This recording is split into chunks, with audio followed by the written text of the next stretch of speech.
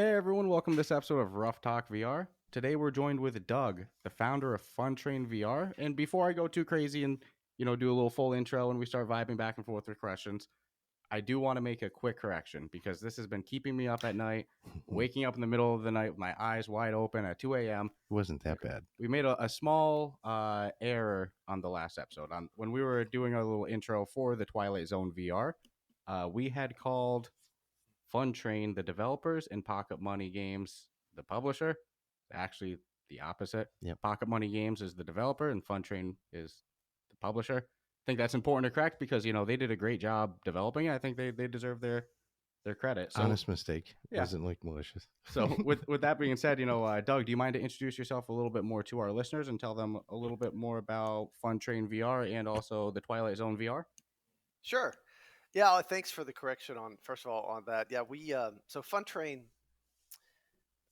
A lot of people have trouble kind of wrapping their heads around what we do. We do have a publishing role, we do have a marketing role, but really, we all come from film and television backgrounds, and really we see ourselves as more of like producers or exec in the film world, like executive producers. So we'll Fun Train, and it's just Fun Train. It's not Fun Train VR because we actually span a lot, and we will be spanning a lot of different uh, categories, like in the spectrum of extended reality. But we Fun Train basically is a production is a producer that we bring well known cinematic properties into VR. It goes all the way back to wish fulfillment and being sort of you know the business plan back in 2000, I think 16, was like be make people the hero of their own stories, or heroes of stories that they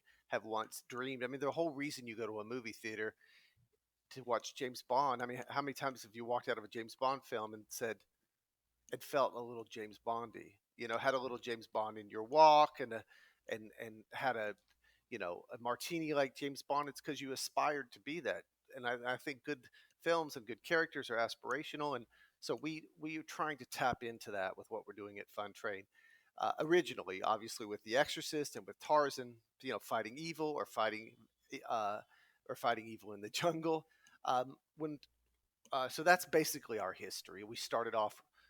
We were one of the I can't say we're the first company, but we were back trying to build a company back in 2016 when not a lot of people, at least in our business, which was film and television, not a lot of people cared about VR.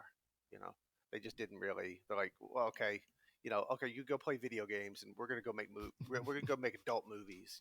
Not adult movies, but you know what I'm saying. Oh Like, yeah, Yeah, yeah. that was good. not adult movies. But anyway, and then some of them still don't care, but they're. I get a lot of calls now from people that are suddenly taking notice of it as an industry and as a business, and we get a lot more. Our relationships with the studios have gotten a lot stronger, and every people are coming around. They're starting to see the light, and um, thanks to you guys for keeping the torch burning. I really enjoyed some of your. I listened to the last Twilight Zone podcast that you guys did and the reviews, and I got so excited for this interview because you touched on so many things that we were also intending to do or thinking about, which was like incredible. So thanks for that, and I'm excited to get into it today. So Pocket Money Games, Funtrain is the producer and publisher, marketing, and we finance all of these properties and we acquire the licenses, and then we work with like development teams all over the place. I mean, we've worked with a team Wolf and Wood, which is in UK on The Exorcist. We worked on 3 different teams for Tarzan, a team based in LA and Australia called Stonepunk Studios, and then we also worked with VR Monkey in Brazil on the PlayStation port, and then we worked with Steel Wool Studios, who did Five Nights at Freddy's, and a company that they worked with named Barbaroga in Chicago for the Oculus Quest port of that. And then now, of course, Twilight Zone is Pocket Money Games, headed up by Frankie Kavanaugh, and his studio is actually working on our follow up to The Exorcist because we just love working with that studio so much. And that one is called Safety in Numbers, and that's a co-op Exorcist adventure.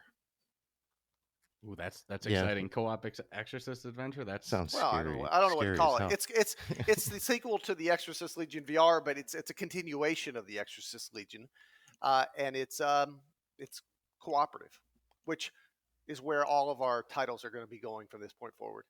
ooh, for me and Stratus over here. That's music to our ears. Even Twilight Zone we were playing with party chat in just because of how much we love the social aspect. So if that game was co-op, I think, geez, I'd probably run those stories back several times. Yeah, but I like I said in the podcast, the story element to Twilight Zone was one of my biggest things that I wanted to feel. It's like I wanted to feel like I was in the Mhm. Twilight Zone, legit. So hats off to you guys for doing that the way you did it, because I thought the experience was pretty damn good. Yeah, I mean, Stratus right away he mentions the writing. That was something that when we finished all three episodes, we had to. Actually, you know what? When we finished each episode, we went, "Damn, they wrapped that one up good. Yeah. Damn, they wrapped that one up." No spoilers Yeah, though. but the writing is solid. So I mean, do you mind to tell us a little bit more about like what the writing process was like for a game like the Twilight Zone Yeah, VR especially to try to encompass that with such a cult original following? Twilight. Yeah, you can't screw up the Twilight Zone. It's got to be great, or it's not going to work at all. So the writing process, well, we knew that the Twilight Zone is deep with stories, right? It's deep with a lot of what? How many seasons we talk, or how many incarnations of the Twilight Zone and seasons have there been? 5, 6 of the classic. Uh, am I wrong? I hope I'm not wrong. That would be bad. But um, it's deep. It's got a deep bench, but we knew when we started out um, that we did not want to tell the same stories that people had already seen, because where is the I use this old phrase. I say, like, why climb the same set of steps twice? Because those you've already climbed those when you watch that the first time. We want to give you a new set of stairs to climb, and a new destination, and a new reveal.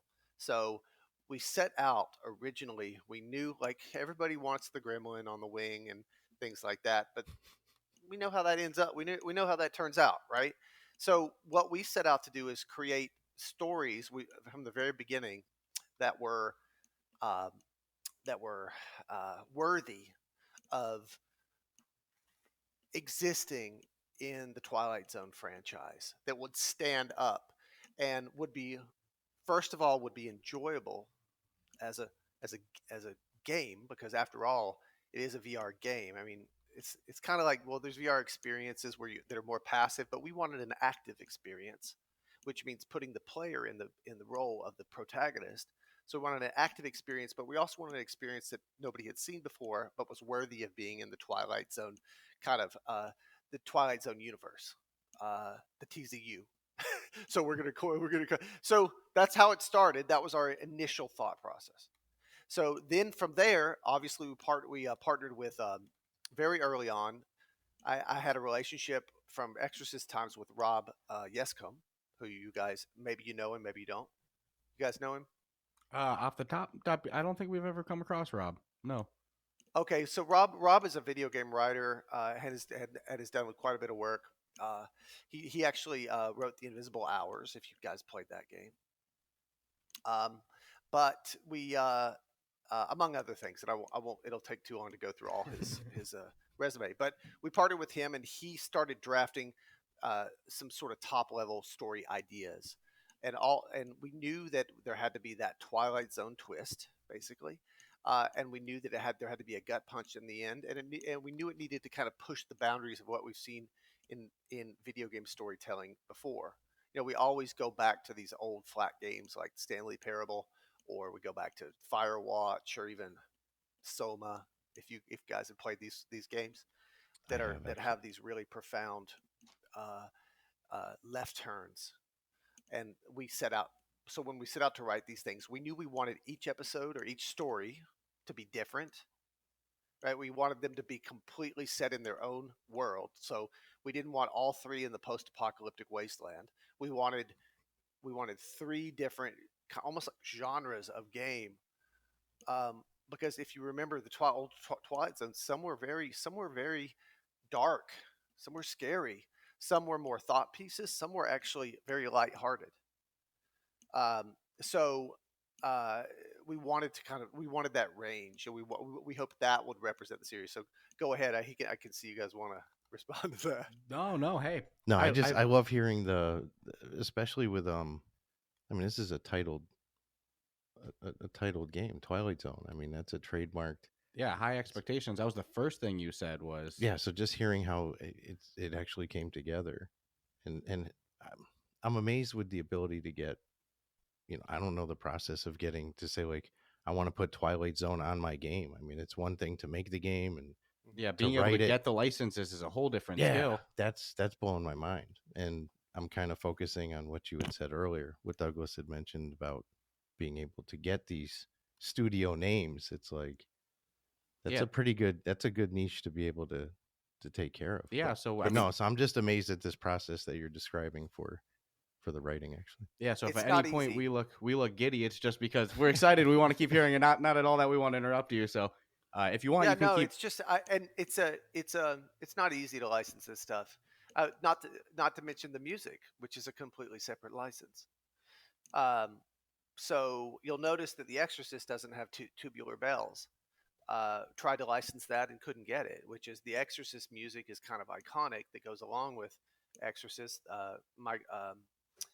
I think his name is Mike. Oh, I can't say his name at the moment. But and then of course we wanted the Twilight Zone theme song because everybody knows that. Even if you haven't seen the Twilight Zone, even if you're, not you don't remember the classic series, or even you haven't seen any of the incarnations of the movies or the new series, you've heard that do do do do do do do. You've probably heard that before, or you've heard somebody say, "Oh, he or she's off in the Twilight Zone," and you can contextualize what that means. They're off in another crazy place.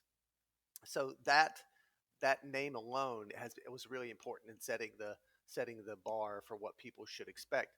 I will say it bothered me that when we intentionally didn't release a lot about the game because we don't want to give anything away, and I really appreciate it in your podcast where you're choosing not to give spoilers away because that diminishes the experience of first time users, and I'm really happy that you guys that was cool. A lot of people don't care; they just want to spit it all out and everybody else be damned. But it's it really bothered me to hear people see the teaser and oh, well, if they didn't show that, they don't have anything. This is just going to be another, I'm not so sure how this is going to turn out. It sure doesn't look like the Twilight Zone to me, you know. And that's what I think one of you guys said that even, or I'm not so sure about it, but maybe I'm wrong. But that that was bothersome because we were intentionally doing that, and we knew we had to deliver on expectations. But if we delivered, we were trying to make a game that appeals to the 52-year-olds and also the uh, doctor or Yep, I'm sorry. yeah, I'm mid 20s. I'm 26. D, I'm a young yeah, buck. D, what are you? How much? How okay, in the mid 20s? So Yep. the 50s and the 20s. How do we get both of them, right? So we had to walk there's that tightrope we have to walk right in the middle to try to get both young and old. And you know, a game like Population 1 isn't going to necessarily cross um, uh, um, generations necessarily, but that was a gamble for Tarzan. We took a gamble on it too, and it worked. Sometimes it didn't work other times, but that's what we went for. And so we wanted to gamify a talking heads show that was incredible and the godfather of science fiction as far as I'm concerned. So uh, it's tough. It was a tough, and so that's the process. Yeah, I mean, before we played it, I will admit, I think when we had seen the trailer at first, we were like, oh, I don't know, it didn't show too much. We were still sold because it's Twilight Zone, gotta play it. But it's like having actually played the game now. I mean, you heard the way we reviewed it. You can't show really anything about the game because anything you show, even if it's an enemy type, an environment, all of that's a spoiler. Even showing what maybe some of the bonus content would be that you unlock, that's a spoiler itself too. So it's tough. You really can't No, show anything in a trailer. I believe in my heart that mentioning all the things that people worked hard to put in there, and for you to discover, to have someone else just spew it out, and it's a discredit. I'll be honest with you. I even posted a picture of the create a character scene on Twitter because I joked that it looked like Lex Friedman, popular podcaster, and I was like, man, I don't even know how I feel about posting this. It's in like the first 10 seconds of the episode No, I one, got so you. somebody's gonna encounter it very quickly. But even that, I was like, ooh, I don't feel right posting this. I don't know if I No, should. You know? any game or experience that has like any puzzle element to it or mystery element, we have a different review process. We actually to discuss it. It's hard. It's really hard because you don't want to ruin, a first timer's putting it on, but you also want people to know that, hey, you should really go out and try it, but you can't exactly tell them all the reasons why. So a little back to something that you were talking about before with the licensing. I know you had referenced some not headaches, but some obstacles with like the Exorcist VR, licensing with the music. Tubular bells. Yeah, that's big. That actually shocks me. Yeah, I mean, I think they'd want it to. It's good to see that Twilight Zone, at least from my user experience, seems like that they gave much more freedom with that regard. But do you mind talking a little bit more, if you're able to at all, about like what it's like getting these licenses, for VR games, and specifically, the Twilight Zone, such an iconic series? Yeah, it's easy. I mean, it's easy. I mean, I'm not going to tell you how the sausage is completely made. You'll see a bunch of other major franchises popping up in VR games right after. Yeah, no, but I mean, it's basically relationships, and it's basically hustling. Going in and knocking on doors and saying, "What do you got?" Like, because they're going to try to, there's a lot of licenses out there that are available, but aren't going to make great VR products. You know, or games even. Like we wouldn't do like the Bridges of Madison County. Because. Ugh, maybe one day we'll get there when we run out of licenses. But basically, the way it works is you have a contact with someone in the licensing of these big corporations. I mean, they're quite large. The big conglomerates, and in this case, it was CBS, Viacom CBS, and so I knew people in the interactive department, and basically I said, hey, we got this other game that's doing really well, this Exorcist title that continues to do really well. We want to kind of repeat that, and we really want to return to horror and kind of suspense and science fiction, of course, which that worked in later. And so how about Star Trek? No, too expensive. You know, okay, well, how about Twilight Zone? Because it's an anthology, and we're looking for, we do episodic stuff. Like if you notice, all of our games try to be short form. We try to make games that you can play each chapter in under an hour, or each episode in under an hour. Put the headset down and come back to it later. Very much like you'll sit down on the sofa and watch the latest episode of Game of Thrones, or I don't know why that just came, or Westworld, or one of these things. You'll sit down and watch it, and then you'll go do the rest of your day, and then next time you want to revisit this world, you come back and do the next episode. And it's sort of like this idea of, you've heard of this phrase, must see TV. You ever heard that? Oh yeah. Well, we're hoping to do something like must play VR. Like that you tune in to, and if the company goes the way that we're hoping the company goes, I mean, we kind of, as you run a business, you kind of drift back and forth across your business plan. It's like a needle, but you still kind of swing in the area. But I hope I would love to get to a place where we are rolling out a new episode or a new chapter or a new issue, or whatever you call it, short form content, at a short form price, every couple months. So that'll be 6 a year, and for different franchises. So very similar to Telltale. If you remember the Telltale Games model, God, rest in peace. But that was cool. And I think they made a lot of mistakes, but what they were doing was cool. Like episodic games that were priced accordingly, and we want to do that for VR. That put a smile on my face. I'm selfish, so when I finished the Twilight Zone, I was like, I want more episodes. And it's not because anything was missing. It's just because it was so good. It was like, it's like, all right, these guys now have the Twilight Zone. This is theirs, so they can. Yeah, that you had even said, it's like the endless potential of different episodes. As long as they're good written material. Yeah, that's the home run. I mean, that's tough too. I mean, that's hard to write these things. I mean, episode 3.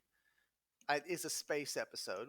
We're not ruining anything by saying that. No, it says it in It's The description. description of the yeah, story page. yeah. And I remember you guys saying that. Didn't you guys say you would have retitled it something else? I think we said we would have. Oh no, we maybe would have changed only we would had no description, just like a writer. terra forma. Yeah, you know, or just what the name of the. Or if there Yeah. was a description, maybe say like a writer pressed on time Yeah, for his last, you know, something like that. After I heard you guys say that on the podcast, I'm like, darn it, they're right. Only because that first moment where I won't even say what happened, but I realized that there was, because I didn't really read It's in that the part of the story trailers. page. It's in the trailers. It's an Yeah. alien abduction story, but it's got a twist that we hope people haven't seen or aren't that familiar with. So, you know, but that episode, just to put from a writing perspective, because you guys were talking about keeping the writing strong, that episode used to, or that's I hate to call. The people tell me I shouldn't say episodes, but that story. I love the term for episode for it. I think Okay, it's so good, fitting. because Personally, Pocket, yeah.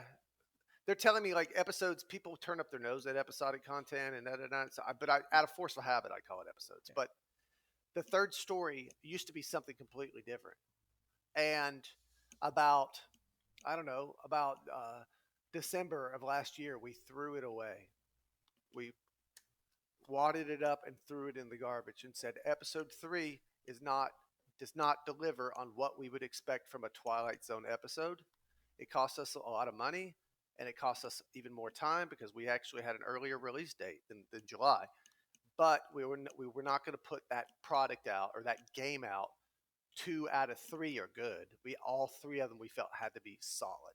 So we actually in December last year we threw it away. We took like 2 weeks off to just clear our heads, you know, and then manager of production at Fun Train Skylar got together with the head of production over at Pocket Money, and they started banging out ideas. We knew kind of what the elements were. We didn't know the story, and they came back in January 15th, and they said, "Here's the story." So they're like, "Wow, we found it finally after all of these machinations." And episode 2. Here's a funny. You want an Easter egg for your podcast? Episode 2 used to be called Stop Day. Stop Day. It wasn't even called Terra Firma, and it wasn't even about a man wandering the post-apocalyptic wasteland looking for. I mean, no spoilers. So it wasn't about that at all. It was about a thief, and we tore that one up too early in the process, thank God, which allowed us plenty of time to find that story. But if we're not satisfied, you guys are your toughest critics. I can tell that you guys have this like penchant for extreme perfection, you know, with using this audio recording stuff and all this, that you know, all these. So we're the same. And if it's not pleasing us, we definitely know it's not going to please, you know, Stratus, you know.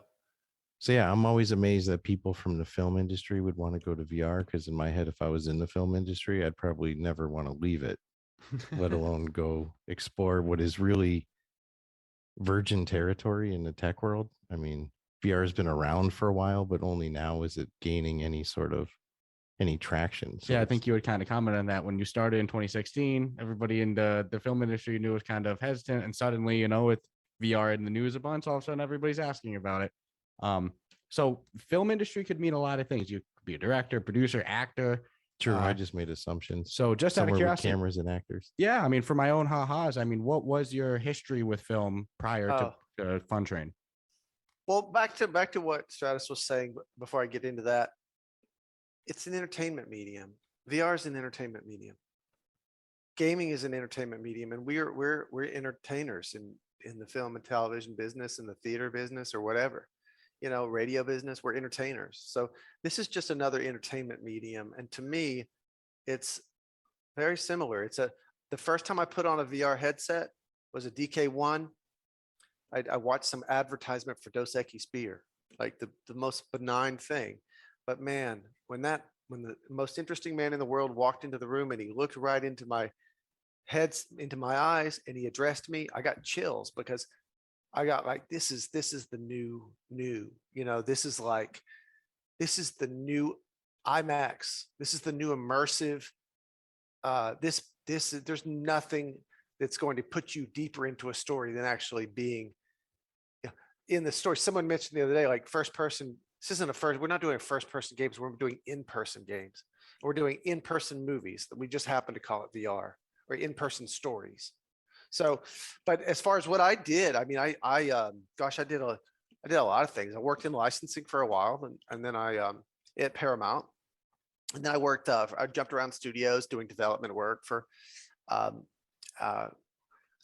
different shows, and then I went. I worked in casting for a while at Paramount, casting like the studio pictures. And then I finally went and started working for Monk, this television show called Monk. And I was a producer on that show. And I ended up doing that for, gosh, 112 episodes or something along several years. And that was a great experience, and learning how to kind of, and I'd sort of wore many hats on that show as like one of the on-set producers. But I learned about how to run teams and how to keep shows on budget, and also translating the written page to the screen and all that kind of stuff, and working closely with the director. So I did that for a while, and then that show that show ended, and I did a couple of horror films, and I did this one film called I produced a segment of it called this movie called The ABCs of Death, which was an anthology show, which had 26 short horror films, each with a letter of the alphabet. And I produced the fourth one. D is for Dogfight. And the director of that was Marcel Sarmiento, who is now our creative director at Funtrain. And then after that, I did a movie called The Cottage with David Arquette, some low budget indie, because I love indie movies. Even though I worked on network television with NBC Universal, I love the feeling of the camaraderie and the rolling your sleeves up and getting down in the trenches of like making an indie movie. Or community theater is something that I just love. Although there's none around me, I would totally sign up, because I like that we all pitch in to get it done. And that's what VR is right now. Like, to me, we're not AAA studios. We're studios of 8 to 10 people, and a marketing team of like 6 or 7 people. We're all just pitching in and filling in the gaps and doing what it takes to get it done. So that's what it's like to make a TV show. Everybody's pitching together for 8 to 10 days to make a single episode. That's what we're doing in the VR games. I mean, I wouldn't consider us a AAA company we're not, Frank, we're not, but I would say we're single A. And one day I hope to graduate to AA. But in the meantime, we're going to have fun, and we're going to and we're going to keep the fun train rolling. I can't believe I just said that. Hey, it was a well-fitting pun, Yeah. So No, I do want to comment on the Monk thing. I was gonna say Adrian Monk is one of my all-time favorite. Really? One of my favorite shows. Yeah, come on, that's a I've goat binge character. watched so many times. It's not even funny. Well, I'm in several episodes myself. I was like, so as a producer, when what pickup shots are, like when you'll shoot a show, you don't any shots that don't include the main cast. For example, a fist smashes through the glass diamond case to grab the jewels, or the killer puts on some pantyhose before he picks up the axe to go murder. Well, a lot of times that was me. Or we need a shadow falling across the doorway. That's me making the shadow, or putting on the pantyhose, or smashing through the glass, just because we just take a camera and go and shoot it and pop it in, with the insert team. But I actually was in a couple episodes just for laughs. Yeah, I'm actually in episode 1 of the game.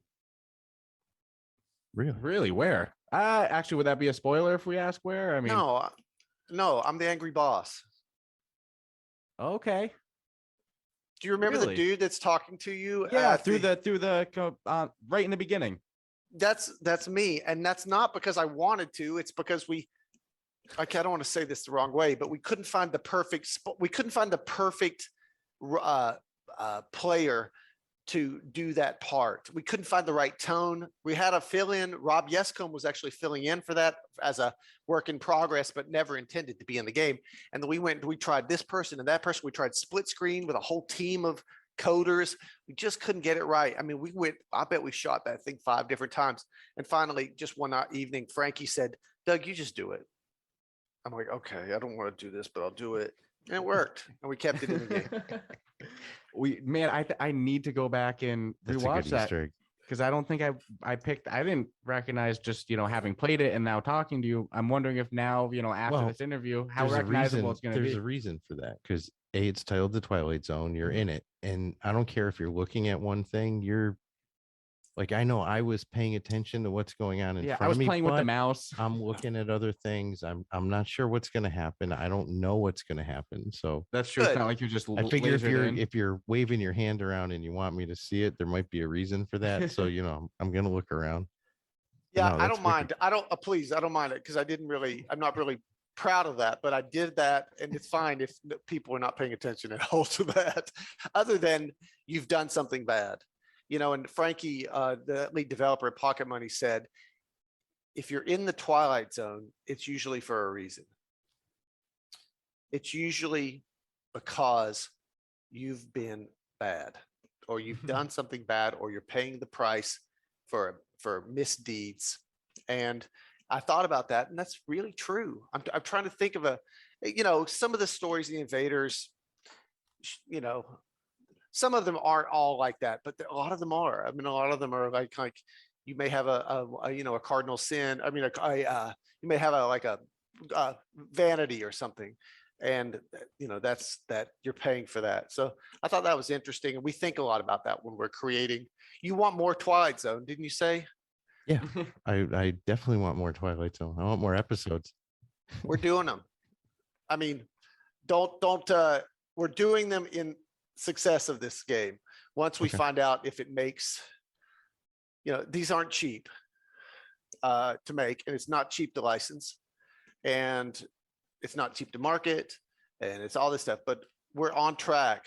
Things are looking good. The game is successful, and we are definitely rolling out can I say this? Why not? We're rolling out what are called mini-sodes that are going to be freemium content. Okay. Yeah. So they're more bite-sized scenes or moments. And we were just talking about them today. They're not, you won't see these for a while, but sometime next year. And then we're already talking about in success. We're already scoping out an additional season right now of the game, which will be full episodes, just like what you saw. Okay. Ooh. This is exactly what I was hoping. This is exactly what I was hoping this would go. There's so much. I mean, $20 for this game is extremely fair for a licensed game. You kind of referenced that these things aren't cheap to get. Oh yeah, I heard you say that.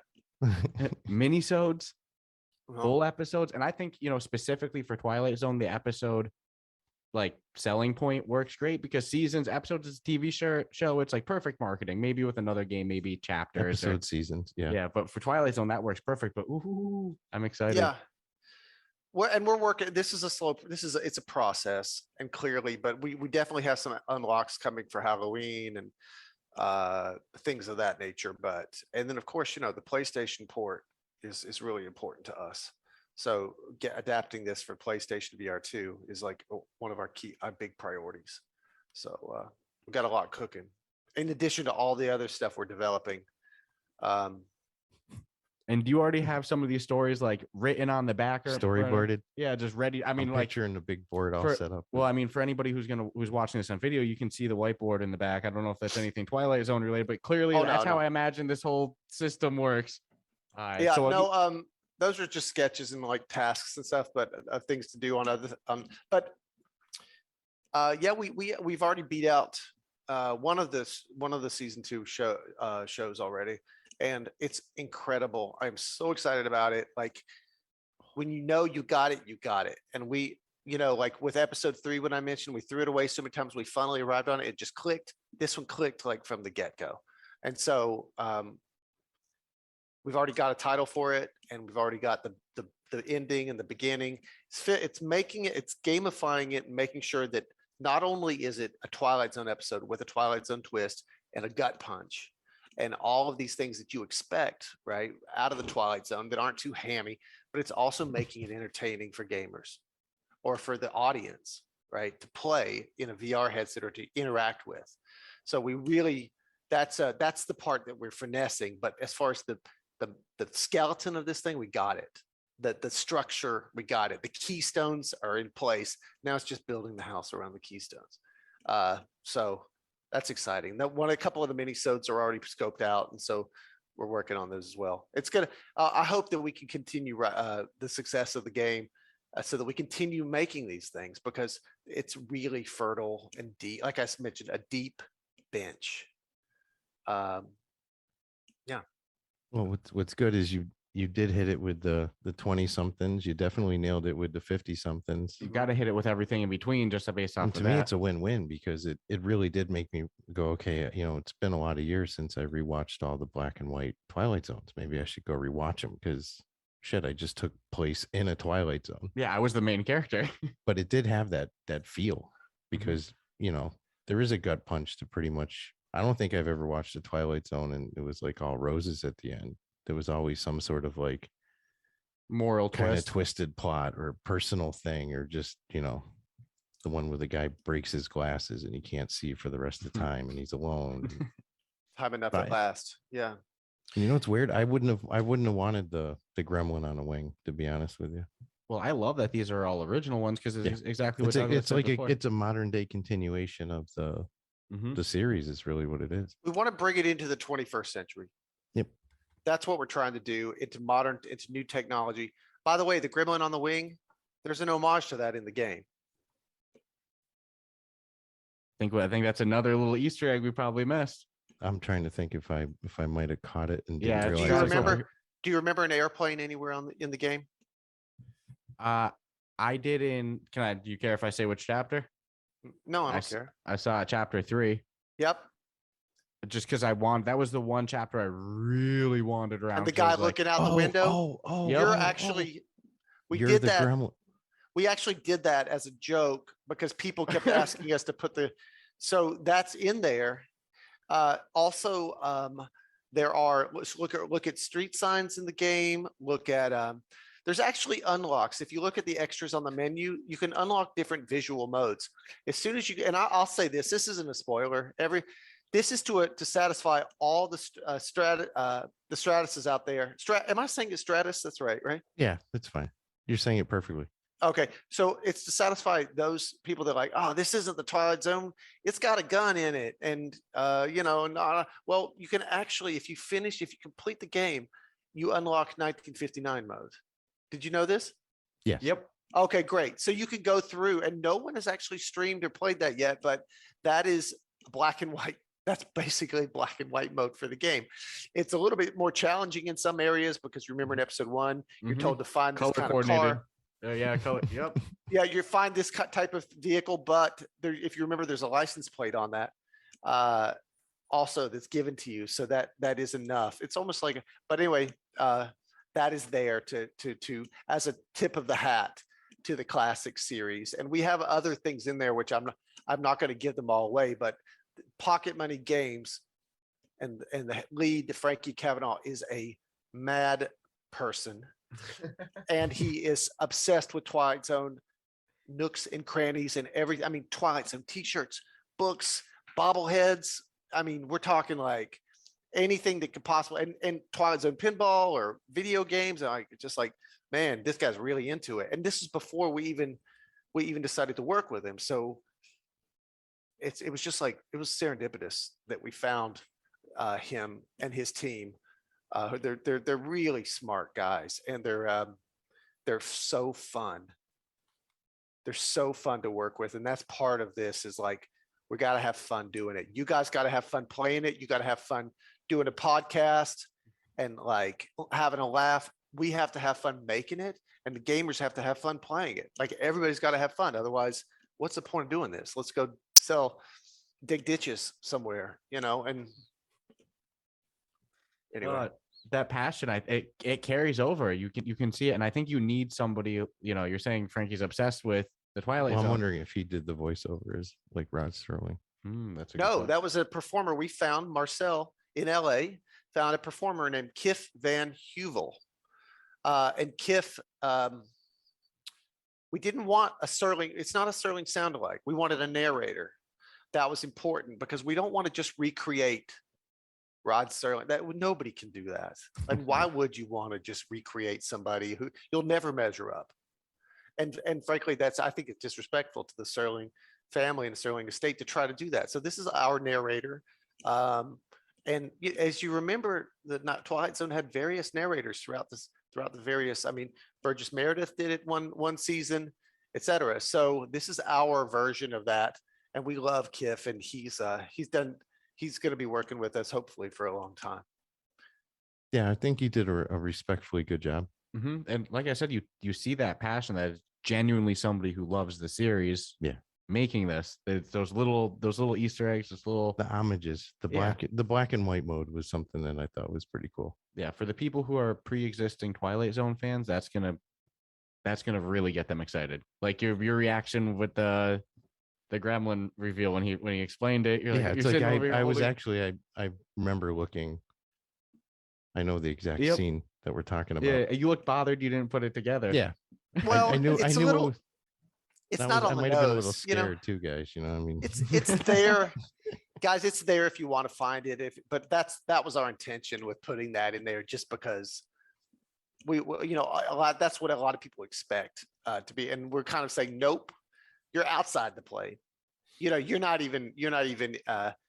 that guy in there. That's someone else. That's another story that you're just looking in on. So, but that's I'm glad, we don't expect people to play a 1959 mode all the way through, because you've played through the game, you know where the twists are, but there's a lot you may see on a second or third playthrough even, but 1959 mode is there for you to skip through the chapters and get a little bit of, a little tingle of nostalgia. Yep, nostalgic feel. Yeah.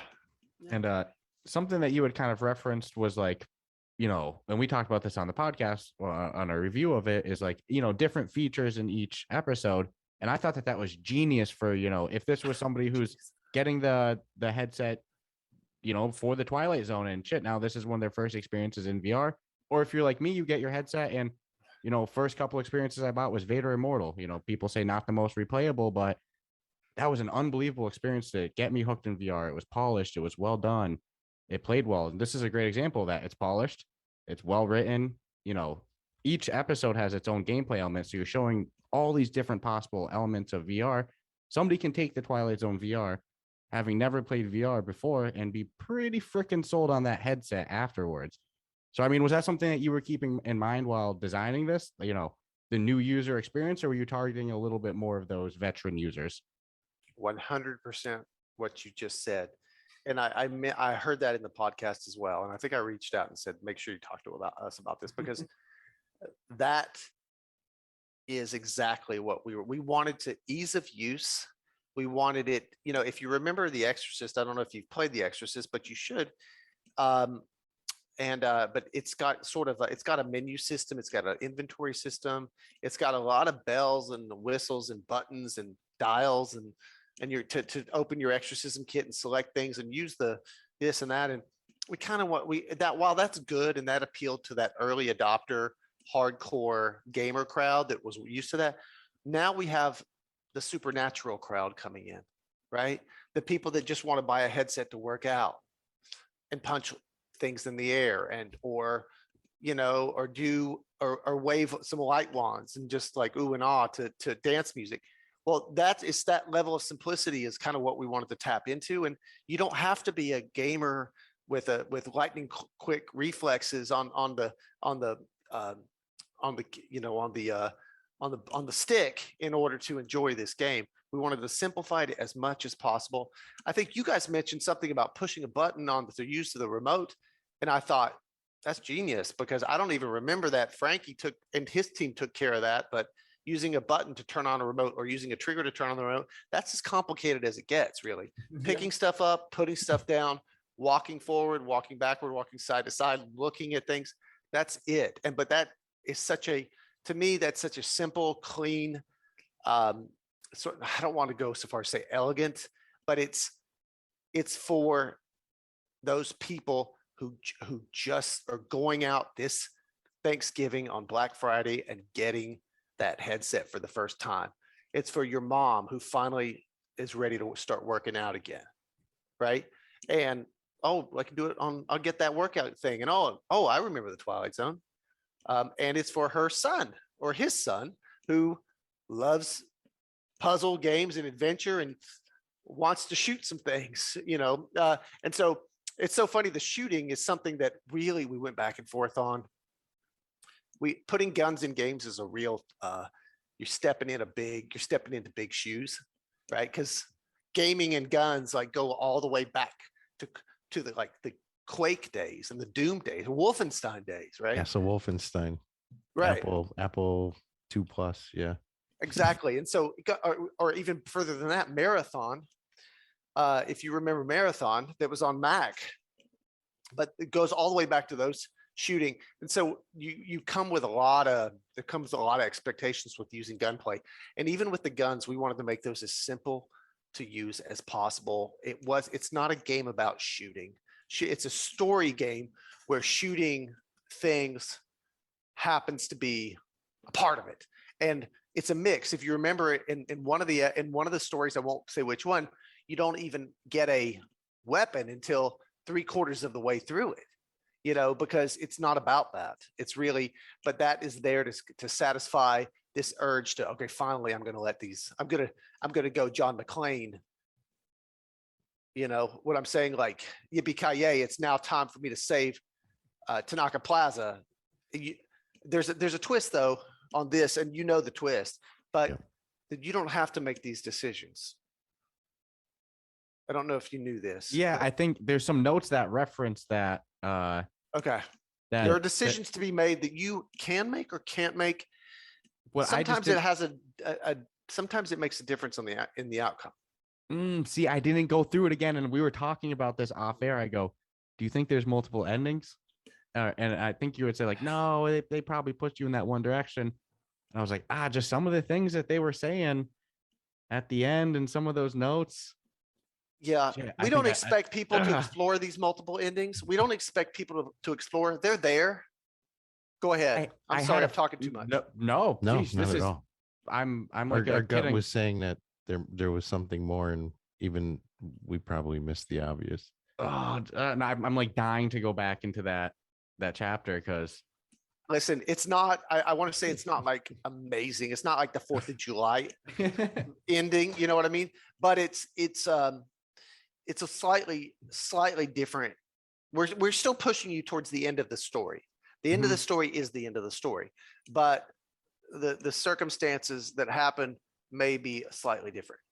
So that's and again, it's not something to like, public, to tell CNN about, but it's like it's there, and it's like a little like, oh, that's clever. All 3 stories are connected, right? And I heard you guys talking about that. Yep, and I don't know if we mentioned that they were connected though. But I think we referenced that they wrapped them all up together. Yes, nice. I think that's how we worded it. But I think we did reference something along. So we'll just say they're connected. Yeah, they're tangentially connected. They're not necessarily. They all exist on the same time in this dimension. They all exist on the same timeline. There was even something in chapter 3. I already know what you're saying. That I was like, who am I now? I went into one room and it fucked with me so bad. I was like, now I don't understand the story at all. I was like, whoa, am I this person or am I this person? Okay, and then I know the room you're talking about. And that decision was Pocket Money's decision. And I think it's really cool. That character who you're playing in that particular story is actually referenced in the first story. Okay, so that is what I was thinking. Then I was like, ooh, I was like, if I'm who I think I am right now, you can actually go into that character's office in the first story. I don't know if you found that. Yes, I found his office, but I didn't explore it enough, and paying attention to each detail, because it's different once you know the ending. You know what to go back and look for. Did you see his stuffed pet in that office? No. He had a stuffed pet on his shelf in his office, and he also. Oh yes, yes. And I missed it follows you. Yeah. Correct? Yeah. Yeah, and that The head will that follow you. that thing. Oh yes. Don't say what it is. Yes. Yeah, but that, and also if you look, and I'll tell It's you in this. it's in another episode Yeah, as well. yeah, I found yeah. it in this the other episode, not the first one. And that's supposed to tie that character. And what happened was, if you read on his desk, he's talking about he hates his job and he wants to go work. And he actually had an offer to go work for this British space program or something like that. So there is, because it's Rod. I can't. Not that guy, but a different guy went to work for the. But there, I think his book's even in the office too. It right? It is in the office. Yeah. I caught that. Have you guys watched that show on? I don't know if you have Apple TV, and not a lot of people do, but this show called Mythic Quest. No. Oh man, it's about a video game company making like a World of Warcraft style video game, and all the crazy characters in the company. And one of them is F. Murray Abraham, who plays a writer and he's like this grandiose, great. He sees himself as the great romantic writer of his day. He's writing video games, which, but he's really hamming it up. And that's kind of like what we based that a little bit on that character, who then you get to see a little bit later, who you are in a later episode. So they're all tangentially connected. We don't expect people to see these. We want these to exist on their own. But if you find these connectors, all the better. If you don't, no big deal. And we want someone to play these games even if they have no exposure, and love them even if they have no exposure to the Twilight Zone prior to this. I'd say mission accomplished. Yeah. I mean, we're over here, we're mind blown because, like, we piece some together clearly, but not all of it. But that's even better, well written, even way. Oh my God, phenomenal! Hats off. I'm excited for more episodes and minisodes and shit. We don't know if the new ones are going to have in the same dimension necessarily. Mm-hmm. These may all exist in a different time and place, but we might actually try to tie some things. No, I get it. You don't want to like limit yourself by forcing that restriction, but if it works, it's fun to find the connectors. And you mentioned like episodes that we threw away, or do you remember? Well, there's a place in one of the episodes where you can actually find old discarded episodes that we were trying to do. It's in episode 3. Ooh, I think I missed that. Yeah. Well, anyway, there's a place there in one area where you can find scraps of ideas that were episode ideas or new ideas for next season that we either threw away or we discarded, or so that's a little inside baseball, but spending a lot of time in episode 3 after this interview, I promise. Well, anyway, yeah, no, good little. Oh man, no, it's loaded with little Easter eggs. I think this is going to be exciting to watch this game as it progresses, for sure. I don't even want to call it a game because it's more than just a game. I wouldn't call it an experience because it's more than just an experience. It's not a cinematic experience. No, it's its own unique little genre, for sure. Did you guys call it a walking simulator in your review? No, that wasn't us. Oh, I don't know if that's a derogatory term. I mean, some like someone will say like, oh, it's a puzzle game. And the first one is like, oh, it's stealth. But yeah, it is a stealth game. We made it a stealth game. A 1 hour, a 90 or 70, 80 minute stealth game. Episode 2 is completely different. It's no stealth involved. It's more suspense. And I really loved in your podcast that episode 2 got under your skin because, man, it gets under mine too. That is, it's so much to the fact that I got so tired of. Do you know you can use the cans to trigger those things that ambush you? No, I was just I figured out what object they were on the ground, like where they were coming out of, and I would just kind of like walk as close as I could to trigger it. Then when they're random, I'd shoot it. Did you notice that sometimes they go off and sometimes they don't? They're random. Yes, I figured some of them were like fake ones, so you couldn't get the hang of it. But they're just totally. Okay. They change from gameplay to gameplay because we hate for people to run patterns. We don't want in the first story, you cannot run patterns. In 2, you're still have a play. You're moving from point A to point B, but in those areas, you can't run a pattern because it changes. The 3 is not. There aren't too many patterns for those, but for 2 definitely. And so there's all these like bean cans. And if you look at the whiteboard in the first episode, you'll notice it says Happy Holidays, and then there's a little thing there that says like use the cans to trigger blah blah blah. And it was a game design mechanic that they were working on in the first game. It's actually that takes place. I love the these amount of ones. effort that someone would have to put in to pull way off. too much, right? Oh, We did yeah, way too like much. when you Yeah. like technically it. Let's pretend none of it existed. The game still works great. It's a phenomenal game. Nobody would be the wiser. But to Yeah. throw all these deliberate things in, not just one, not two, but a bunch of different things. Well, it's not a game you need to play over That's and crazy. over again, but it gives really good rewards that, somebody's not going to notice all these in one playthrough, but you might notice a couple more on playthrough too. Maybe another one on, the third time you go and visit, or you watch a friend play and you're like, oh my God. When I went and clicked on the button that said extras on the screen and was reading, that's when it hit me. I'm like, hey, there's no way I'm going to figure all this out in one. There's no way. So we figured maybe three, if you really worked at it, you might be able to pull it off. But then depending on where some of these items are, like in the second mission, they can stay there. I'm probably not going to, Yeah. A couple of them, for some reason, I got way too into it for some reason. It gives that uneasy stomach feeling, and not because of like motion anxious. sickness. Yeah, I think I said I was very anxious, and then it's the breathing, it's the head, it's the mask. It's like and then certain words come up every now and then, which cause you a little more anxiety. Like, oh my God, this is like. And then also the coloring of the environment, just that filter. Oh yeah. So it's like prolonged exposure that you're like, yeah. Oh my God, I'm getting anxious. And you had mentioned like you can't do patterns, so I didn't even know that about episode 2, that they didn't pop up the same spot every time. That's cool. But I want to give a lot of props for the AI in episode 1 without telling exactly what he does. The AI of the enemy in episode 1 is, you're not fooling it. It's stealthy, so somebody's looking for you, and there's a couple times where like he's checking behind cars. He's like, I'm like, wow, dude, this motherfucker's really looking right now. There's even a couple times I thought I was super well hidden in the corner, and then I see him coming around. I see him look at me, and I'm like, uh-oh, I'm found. Used to be harder. Be harder, and that was not fun because it crossed over from being a challenge to just being this is painful.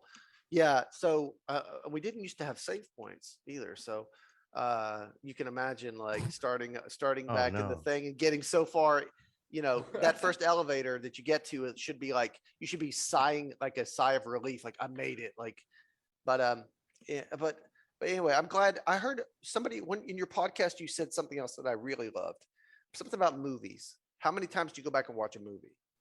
One of you guys said that. I think that might have been.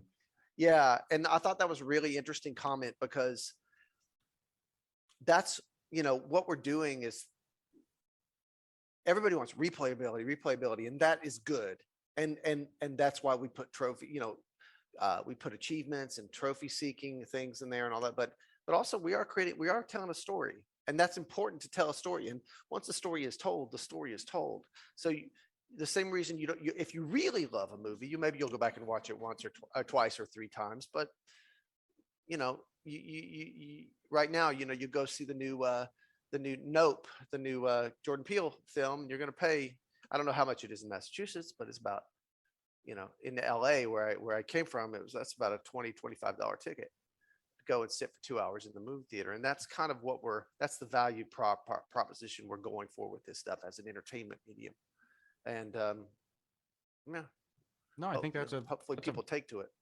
That's a very fair comparison. The price point is come on, $20. Yeah, it's very affordable. But we had referenced before, and I think we figured at least 6 hours Yeah, unless 6 hours of gameplay. I wouldn't say an hour. If you're doing an hour per episode, I'd be shocked. yeah, I want to talk to you. I'll have you on the podcast for an interview because episode 1 probably took me 3 hours. Episode 2 was probably like, geez, 2.5. So even 6 hours is like 6 hours for $20 is being generous, and yeah, that's a lot of content for that price. Well, Gamer Dude 357 on the store says he beat it in 30 minutes. So I don't know how you guys, why it took you guys so long, but in his 1-star review, he said he beat it in 30 minutes. Yeah. So, Sometimes we like to read through the 1-star reviews and we go, "There's no way, it's impossible." Yeah, we've seen that happen with deliberately another game. It was like 16 hours to finish, no matter Yeah. what. And someone's like, "I finished it in 45 minutes or an hour," and the we're like, developer honestly even responded to it. And in his developer response, he was like, "Honestly, I "I get think you it might was an not have-" hour of cutscenes." Yep. You know, it might have been Iron Guard, Yep. tower defense I game. think it was. Takes so long to finish. Dude comments like, "I beat it in an hour," and the developer even responded like, "I can understand if you don't like the game. That's completely fair, but just to be honest, you did not beat it in an hour." yeah. Being real. But worst game ever, like, and then no, it's not the worst game ever, my friend. There's but there's also what people don't realize is the people behind. I mean, these guys at Pocket Money Games, man, they're working tonight as we're talking. They're in England working at, what time is it in England? 4 o'clock in the morning. They're working to push out a patch that they really want to get out for the weekend, which is a whole new graphical update. And some serious, because when someone says terrible graphics or whatever, a lot of people love the graphics, but that one Gamer Dude 357 says graphics are crap. Well, that's fallen on like really sensitive ears on the development team, and they're like, well, let's prove that we can do this. And so they're up all night working. But I don't think people realize the praise is great too, man. The praise just fills us with, let's those 5-star reviews, and that's like, okay, well, let's do them, let's do more, let's bring more, but those ones just kind of are like a rock in your shoe that get bigger and bigger and bigger the further you walk through the process, and eventually you just want to take the shoe off, so I don't know if people realize that there are people on the other end of that sometimes, but anyway, that's we're- one we're- of the, we've actually seen that issue before, where sometimes people just need to remember that it's human beings that are actually making the product. Yeah, it's not a robot on and the worked other end. hard for years to do it. And that's why we kind of spoof on The bad reviews, because it's the so bad reviews. insensitive. Yeah. There's really no such, I haven't seen any example where something deserves a 1-star review, especially on the official store. and if you're going to say graphics, then if you're saying that those graphics are 1-star, I just what's good graphics on the Quest then? What's a freaking 3-star to you then? Or I don't know. It's crazy. Yeah. Well, We'll anyway, edit it's his okay. I name mean, out. the system we've set up is we've enabled people to speak their mind, which I think is really good. We learn a lot from those reviews. We go through them and we read them, and we love that people are telling us what they think, whether they loved it, what they really loved, what they didn't care for, as long as it's like a respectful dialogue. I mean, in fact, we invite people onto our Discord, say, hey, okay, we want to hear more about what you feel. Come talk to us. And I think a player did that yesterday, and we had like a great conversation with understanding what their expectations were and how we maybe didn't meet those expectations, and what we can do in the future to either change those expectations or try to meet them. And because they're representative of the audience, and we are entertainers trying to reach an audience, and we're doing this for them. I mean, obviously for us, because we're running a business, but we also are trying to, but we're not a mega corporation. We're some guys working, out of second bedrooms and girls working, and dorm rooms, and you name it, garages, got there and everything. So. No, Well, it's definitely not 1-star worthy. I mean, I'll say that right now. There was no part of the mechanics. Well, and I think exactly what Doug said before too. It's like, hey, if you have an actual criticism, or like, hey, here's something I had an issue with, or something I didn't like, there's respectful ways to say that. And I don't think anybody can really complain about, Finish it in 30 honest minutes, bro. I don't think anybody's going to complain about honest feedback. It's when you see the toxic, comments that it Your goes battery would die before you could finish I this know. game. How you got a know. 30-minute battery? So And people can can be in have a bad mood. I mean, in fact, someone told us the other day, I just had a bad day. I'm sorry I said that. I had a hard day at work and da da da. Okay, I totally get it. I have hard days at work too. And but it was really nice to hear, because we got to remember that they're not just like, these are also people spending money on and looking for it to be wowed, looking to be thrilled, looking to be exhilarated, and that's our job to try to make that happen. So yeah, that's the way anyway we look at it from our kind of through our rose colored glasses. well, that's that Well, strapping. I'll go on records. Everybody should feel proud of what they put out. I don't think I don't think there was I think anybody should feel like they didn't do enough, or 1-star comments or not. They definitely don't need to be up at 4 a.m. pushing out a graphical update. Definitely, as the consumer, I'll appreciate it, but yeah, I think that speaks a lot. And your outlook on getting feedback and their work ethic, I think that speaks a lot to like that perfectionism. I'm element excited you were for the talking future about. for sure. Well, But they can breathe. They an put out a great example, product. like one we had one review, one customer who gave us a 2-star rating and said, well, I'm hearing impaired and I can't play the game. 2 stars. And we don't have subtitles in the game. We didn't do that specifically because we felt like subtitles kind of pulls you out. These floating words on the on the screen kind of, that's not the experience we wanted to make. And that's why you don't see items that are interactable with like highlights around them and things like that, because that's a design choice. That's a creative choice that we talked a lot about. We decided not to. But after hearing this this feedback from a hearing impaired, we're like, you know what? Everybody should be able to enjoy this game. Hearing impaired, left-handed. We just rolled out a left-handed update the other day. 10% of the I think it's 10% of the population is left-handed. Now they can play. They can move properly. And so this new update coming out among 100 other things, and I don't know if it's coming out of this update or the next one, but is a very unique subtitle system that is actually organic to the game, that isn't just floating text on the screen, but actually appears in game. So like things like that we're taking really seriously, and that's why we love to hear feedback from people, because it made us think.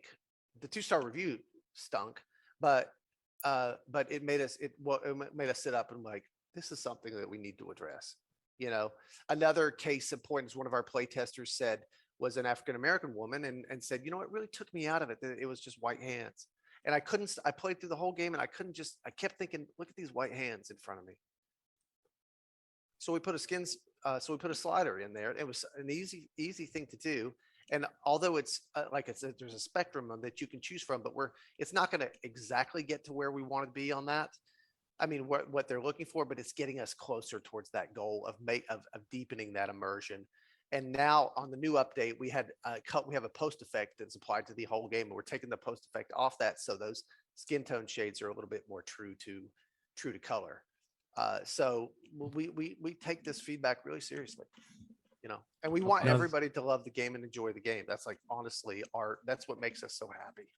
I think that's a great example of what, well-written, honest, constructive feedback gets. It's like, yeah. What else is cool is if that complaint almost says like, I want to feel as immersed as possible, and I'm not going to do that if I have white hands. And it's not I hate the game complaint. It's no, and same with the hearing impaired. I just want to be more. I want to feel like it's really me in it. So that's a good thing. It's I want to enjoy the game the same as everybody else type. So that's really good reaction to that type of feedback. I mean, Doug, we've kept you for quite a while now. I always feel bad, holding these developers hostages and publishers hostage. We do. But we do it anyway. You guys are always, you guys are superheroes in our book, in the sense that VR is not huge. You kind of referenced it before. There's not AAA studios, but the studios like Fun Train, like Resolution Game, like Vertigo Games, Fast Travel, and Dreams, in my eyes, like, you guys are the ones carrying the torch right now. You guys are the ones paving the path, laying that foundation. I mean, you're our AAA games. You're our EA and Activision, and I don't think it's right. Well, it's true. And people sometimes go, oh, where's Rockstar? Where's EA? Where's Ubisoft coming to VR? And it's like, I'll be honest with you, they put out, I see them coming out with a VR game. I'm going to be infinitely more excited for a Resolution Games, a Vertigo Games, a Fun Train, because you guys have already proven yourself. And, sometimes these established publishers and developers coming over to VR isn't always the best product Well, you anyway. notice So Ubisoft just pulled out of Splinter Cell today. yeah, I've saw seen that news a whole bunch, and it's like, Although I do have faith in Rockstar, yeah, because I love the they were just. franchise. So I'm just gonna say I saw Grand your Theft face Auto. squinch up Yeah, a little bit. we'll just leave Yeah, Rockstar out of that. What do you I guys just think play? Can I just ask you what you play for fun? I know you guys have a show that reviews stuff, but what do you when the two of you just want to enjoy VR and forget that you're podcasters or forget that you're reviewers? What do you play?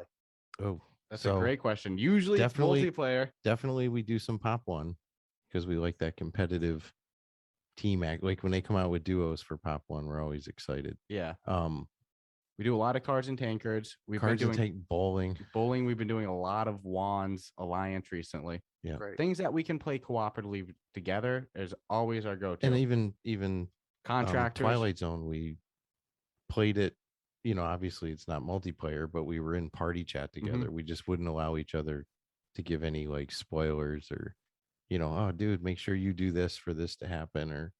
But generally we like the co-op aspect. Yeah. Anything Great. we can play together. Yep. Although we did enjoy Madrid Noir, the movie. Yeah, but in terms of like what we usually go for to, our own time. yeah. Yeah, No, it's usually always co-op. Pop One, Yeah. Wands, cards and tankards. Me too. Anything Pop with one, that. Pop One. My family. I have family spread out. I have somebody in Maryland. I got in North Carolina, in New York. Typically, now it's Friday night tonight, and it's not happening because of this. But typically, we get on and we squad up, and three of us, whichever three of us can make it, or if we're lucky, we get four people and we can have a really good Demio game. And Demio is like, if you guys haven't played Demio, it's like that was actually our first ever episode. we got the board, we got the cards. Okay, the good. So consensus. Yeah, that is like that's the perfect example of a social game, of a co-op game. Just let your hair down, have a good time. Even real VR fishing is great. It's a great game. If you want to just chat, and I know I'm talking about these other people's games, but I love those games, and I love that they're making those types of games. And if I want to go and chat with somebody in real VR fishing, we'll just go and we'll turn it on hard mode so you can't see the fish, and you just like I love to fish anyway, so it's fun. Or even Pro Putt is also a great time with, or Walkabout. Plus, It's Golf Plus now, right? Yeah, no, we reviewed it the first time when it was Top Golf with Pro Putt too. So in my brain, it's always that. I hope you guys review Terminus if you haven't played Terminus together, because that's a co-op game, and they just came out with an expansion. But Terminus is a horror co-op game. It's not, how like Arizona Sunshine have co-op mode, but it's kind of like what is, you kind of like your characters are walking all weird, like and you. We've been talking about wanting one of these games. We haven't played Terminus yet, but now I just saw Stratus right down. I think we're gonna have to. We've been wanting a horror game cooperative, but we're so scared. Terminus is fun. Terminus is fun. You could do it. It's not that. I mean, it's strange. There's slow zombies, but there's some bigger things in there. But Terminus is a fun big world that you can walk and explore together. It's kind of like, it feels like Onward Underground. Yeah, you guys, you might enjoy it for a little while, but I love anyway, I'm glad to hear you guys playing. Like, that's what we feel like. We feel this is really going, our next games are all going to be focused on a social experience, co-op and Onward, because father and son playing together is like perfect. Like a brother and a sister, or two brothers, or a mom and her son, or two college buddies want to stay home for the night and go on an adventure together. Like, I can't wait for a dungeon crawler, like whatever. What's that dungeon crawler that's pixelated? Deepest Dungeon, Darkest Dungeon. On VR, Ancient Dungeon. Ancient Dungeon. I mean, I can't wait for that. Step it up a level to like Cosmophobia level, or Cosmodread. What am I talking about? Cosmodread level, co-op. Go on an adventure together. I think that's what we're trying to do with our sequel. to the Exorcist, and we have a couple other things in development, and we're looking at those models because yeah, I think that's where it needs to go. And rather than just have multiplayer games where you try to kill each other, although that's fun as heck, especially flying and all the weapons and the swords and the zone grenades and all that. But we want more like experiences that you can experience together, and you can create a sense of place and a sense of memory. You can remember where you were when this thing happened, and that place doesn't exist. It's just ones and zeros, and it's a world that's created around you that you remember. It creates like a real place memory in your head. It's so awesome. Yeah, I'm excited for this. Like It's you gonna be a said, good ride. father and son in VR. It's fun. It's like, we don't live together. We're here right now recording together, but we don't live together. So it's like to be able to throw on the headset. We live miles away from each other, and there you are. You give the knuckle love. Yeah, It's like, all right, usually let's give go the on good night hug. yeah, it's like, let's go on a little adventure tonight. So yeah, you're right. That's where VR I think shines the most. And I didn't expect that when I got into VR. I thought it would just be like typical gaming to me, where flat screen gaming, where I didn't veer towards multiplayer. No, I was games always a where single player offline gamer. the for Flash experiences games. are usually so good in VR. It's like you want to share it with somebody. You want, when you're looking around, nobody can see inside your headset but you. So to You have guys have somebody a there new with you. this dynamic of your relationship. Not to get too weird about this, is Yeah. so new. It's so 21st century. A father and a son. You guys could be out in the front lawn throwing the baseball, right? Yeah. Or you could, playing catch or going hunting or whatever fathers and sons do. I go fishing with my father because but you guys are going into playing VR together. I think that's so awesome. And I think that's such a sign of the times. And it's, you're going to have these memories forever, and, man, I think that's incredible. I love the dynamic that you guys have set up, and I hope you are able to continue doing this and grow it into something that, sustains you. Yeah, No, that's that means a pretty lot. much. Yeah, that's huge to hear. No, I mean, You hit the nail on the head too, because it's like we do other things, father and son too. And hey, we spend a lot of time podcasting together, obviously playing games, going out. But I mean, it's pretty cool. It's 9 p.m. We both got out of work, and it's like, do you want to fish? Sure. We can both throw on our headset and we can fish at 9 p.m. yeah, in Asia somewhere. We can go fish in Korea. go play mini golf, Yep. And it's Yeah. like, would we go do that shoot after? pool. Yeah, it's like, would we do that after work on a Tuesday night? No, it'd probably be, I'll see you next weekend, or I'll see you, 2 weeks from now. Or, but with VR, we can see each other nightly and do these other activities, and yeah, it's a lot of fun. And we get a lot of inside information from up from Meta, and what's not to this is all stuff that they've already talked about publicly, more or less, or insinuated. But there's going to be a point in time in the near future where you're going to be able to cohabitate. Is that word? Cohabitate the same space virtually in your home. Hey, Dad, come over to the house. He puts on his headset, and there's a representation of him in the house, and vice versa. Or maybe you can game together in one of these environments.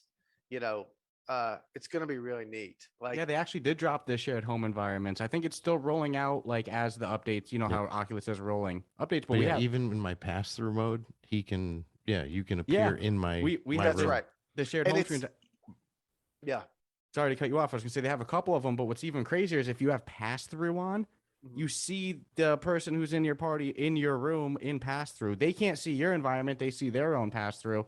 But it's like, whoa, bro, you're standing in front of my couch. I love the idea that, I mean, we're blessed because, take a 15-minute drive and we can see each other when we want. But, some people 3,000 miles away, but you put that headset on and you're there. I mean, it's your voice, your body language when you're clowning around. So when we get to a place where we're not cartoon characters, oh yeah, that is going to be like a real game changer. When we're somewhat, where the representations of ourselves are somewhat closer, or what the representations of the selves that we want to portray us are a little bit more formed and a little bit more maybe recognizable on an ongoing basis. That is when things are going to start to get interesting. And I think it's going to be as big as the telephone. What the telephone did to connect people across the country or across the world, I see this. And unfortunately, we're entertainers. We're making video games and horror games. But I'm so excited for the technology in general, just to bring people closer together. And to have, even, world leaders standing in the same room together virtually is gonna do great things, I think, if we don't screw it up, right? If we don't go down, if we don't commercialize this too much or somehow wall it off too much. But anyway, No, I think I'm you're digressing. No, I think you're spot on with that. But I also see a lot of like educational institutes investing into virtual reality, medical institutes kind of dipping into the VR. So I mean, the teeth are probably going to get sunk in too deep to to stop just at this shake it point. off. Yeah, Yeah, no, like it's it's the the ball's momentum has rolling. started, just the mainstream momentum's not there. But it's I think each new person that gets turned on to it, it could be for I mean, I look at the future of VR and to know that I could like really maybe watch a movie with real, what looks like real actors, and I'm in that freaking movie. That's like been one of those childhood dream type things to like be in the movie or be in the cartoon or be in the TV. And And I we're not too far away, I don't think, from pulling stuff like that off. Well, So, I mean, volumetric video. There's a company called I'm actually friends with. Her name's Christina Heller, and she runs this company called Metastage. And there's many companies doing it, but they're one of the bigger ones. And they do volumetric capture, volumetric video capture, and these are pre-recorded volumetric video performances. However, there's going to be a time with with bandwidth increases and whatnot, where volumetric capture live streamed is definitely going to be on the horizon. So in terms of cell phones, like remember the flip phone? Like there was oh, yeah. pagers, and then there was just the regular phone, we got like the little BlackBerry. Nokia. Yeah, BlackBerry. yeah. I've still got a BlackBerry. Praise. I wish I could get my carrier to activate it, but they won't. But then there was the flip phone. Razor. And then there's of course the smartphone. I think we're kind of in the flip phone phase. Mhm. Or maybe we're at the regular cell phone phase, not the pager phase, because that was the freaking cardboard that you held on your face to look at. Oh, look at VR through this piece of cardboard. But now we're like to a like maybe somewhere cell phone, regular cell phone, or car phone, or flip phone, somewhere in there. But there's so much more to go. I mean, we're not to the iPhone 10 version of VR or XR yet, and that's exciting. I think we're going faster and faster and faster to get to there. Oh. I can't wait. There's a saying I stole from the mixed martial arts community, because they used to always say about like the UFC and the early 2000s, mid 2000s. I think it's where VR is now. We're in the leather helmet phase of like where the NFL was. We're playing football without helmets. No pads. No pads. It's not a popular sport. It's not this worldwide sensation. It's not. It's guys playing football with no pads, and it's unmarketable. But wait, it's going to be the world. It's going to be one of the biggest sporting events in the world, and that's what VR is going to be too, I think. And So our we're just in the job, leather helmet phase. yeah, your job as podcasters and reviewers is to stay alive until, you know what I mean, is keep the fires burning until we get there. And our job as a company making these games is to make sure we can stay in business long enough for it to reach that. The critical mass is growing, but just hang on, because you've seen so many companies go under. But you mentioned Fast Travel. You forgot Cloudhead Games, but Cloudhead is like one of the OGs that I really like. Think they're cool. But like those companies like Fast Travel, these are the ones that have weathered the storm and are able to hold on to that piece of driftwood. And finally, the clouds are starting to part. And that's us too, but on a smaller level. So I'm really excited for where this is all going. And the survivors are going to be even stronger for sticking to it, like you guys. I really hope that the consumers and the VR fan base, when Ubisoft does make a VR game, when Rockstar hops in, when EA, when Activision, when Respawn maybe comes back after the Medal of Honor, I hope we don't, the consumers don't push aside the developers and the studios that have been there since day one, since 2016, that really carried the industry and kept it moving. I hope the consumer continues to embrace the studios that put in the work when nobody was watching, because I'm gonna be sad if EA comes in and now it's forget all the little guys, because no, to me it's the little guys are the one who got us here. Let's keep focused on them. EA is a huge monolithic organization. They cannot. I mean, this is all about corporate inertia. and they move at a snail's pace, right? Their development cycles are so long, their budgets are so inflated. There's you know there's a reason why they haven't come to swim in these waters yet, because it's not profitable for them. And also they cannot, I mean, we turn around a title in about 18 to 24 months. That's on the long side for us. They these guys can't. And by the time you put out a game, the hardware's already changed, right? The hardware's moving so quickly that, like, when we did Tarzan, there was no such thing as Quest. And then Quest came out during Tarzan production, and we had to like pivot, like, oh crap, here comes Quest. Now we got to do it on this. And now we're doing Exorcist, and now, I mean, Twilight Zone, and now here's PSVR 2 suddenly, that now we have to like try to grab those dev kits and that hardware. And then Cambria, and Pico 3, which, and the Neo Pico with the Neo 3, I think is a really fantastic piece of hardware. So it's all constantly moving, and for a big company to try to survive in that with their budgets and with their inertia can be difficult. I've actually wondered that with some of the larger studios, of they haven't come into the VR market because just the board meetings they'd have to talk about the game would cost more, where that'd be more money spent than it would be that they'll make. So they're just upside down. And I think the magic happens with the smaller studio number, that 8, 10, 12 people. Once you start getting 200 people working on something, I don't think that the magic's there in VR with those type of numbers. I think you need the... Well, we'll say is, I mean, it's going to grow to that point for a lot of these studios someday as they keep growing. So we say that now, but then that's almost saying that when they hit that, I mean, if they still have that same level of passion, and I don't think there's a problem, but I believe that it's up to the people who are doing the VR to have their audience, I'll say, captivated enough that they know that if this developer has their name on this product, there's an expectation it's going to be good. Just like EA and Rockstar have built up that brand. That, I mean, and let's be honest, some of these companies could put out garbage and people are still going to go run to it because they have this mental expectation. But all these people laying this foundation today, it's really on them. You give a good product, it's like, if I see something for the Twilight Zone, it's a no-brainer. I'm gonna want it. I'm gonna want to play it ASAP. Ignore that, and then you could get shuffled right out. Make a bad game. I mean, in this environment right now, Tarzan wasn't a huge success for us, which is really disappointing. But there was a lot of factors involved with that, which I won't go into. But we're still very proud of the PC version of the game. We're very proud of the PlayStation, but that was what we considered a loss, and probably don't make a big deal about this in the headlines for the podcast, but that was like that. We're not like that. That gave me a lot of, like you mentioned, the sleepless nights.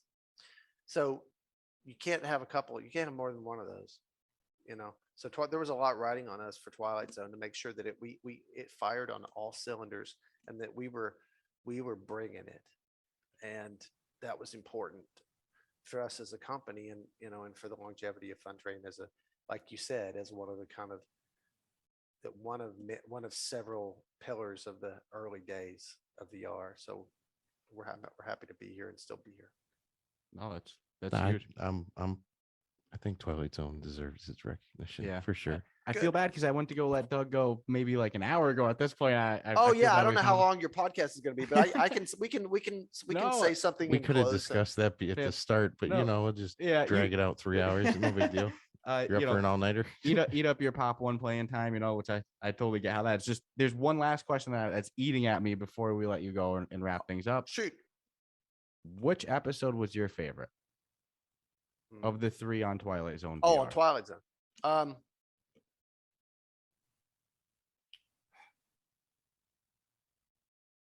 It's always tough when you're in the factory making it, Yeah, there's I know. I don't have on Exorcist, no problem. I have no problem telling you which one's my favorite, which is number 3, Skin Deep. But as far as this one,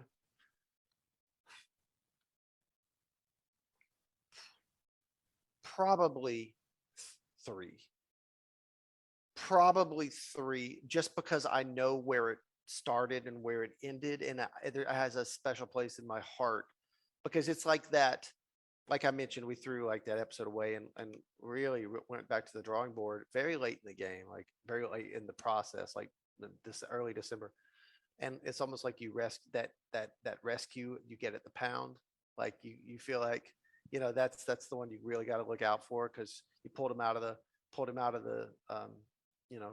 the gas chamber, and now he's your buddy. That's my buddy. Like episode 3 is my buddy. I think so. But man, they're all like, episode 1 blew me away when they first showed me and didn't tell me, and the expectation that it sets, and the expectation that it circumvents. It's about ego. Really, it's that the germ of that idea started off about ego, and about building yourself up to be this like hero, and then it coming back and biting you in the ass. But that one also blew me away. Like, I don't know. And then 2, I'm a huge Fallout fan. So I like got that vibe right away. major Fallout fan. So 2, like I think you mentioned, one of you guys mentioned, or somebody mentioned in one review, I can't remember, said 2 has a little kind of a quiet, which is a huge compliment because we're nowhere near that. So whoever said that, thank you. But it gave me a sense of like, oh yeah, like there's a feeling around that. You can almost feel the heat. You can feel you can feel the danger right outside that thin fabric and right outside that glass. And so it's hard for me to pin down, man. I'm not giving you a straight answer. No, I get it. If you held a gun to my head and said, "Give me your favorite right now," I'd say 3. But yeah, That's the one we pulled out of the fire, and that's the one that really is mind bending. And VR should be, you want that wow moment. Like I'm sure you guys. What was your wow moment? What was the time when you've heard of? Some people say the blue, right, with the whale. Some people say like the first time they used tilt brush. But what is your like that moment you put on the headset and your mind was just blown? You want to know the God's honest truth? Yeah. My freaking home screen. Okay. Cool. The main when you're in your that your initial default, that first your start default, yeah. Because I just thought I was gonna load in and look at something that looked like a computer screen. You instantly look at your controllers, you see your hands, and I think I spent like 15 or 20 minutes just standing in the middle of a friggin' whatever it was, like that Future Lodge, or made my fiance put the headset on, and she's like, oh, okay, it's cool. But I knew that if this room is this cool, this immersive, right, and this is just basically a home screen, then it's got nowhere to go but up. This is, I remember text adventure games for the computer. So you didn't even have graphics. It was your brain had to kind of, I guess, there would be a plant, let's talk to the plant.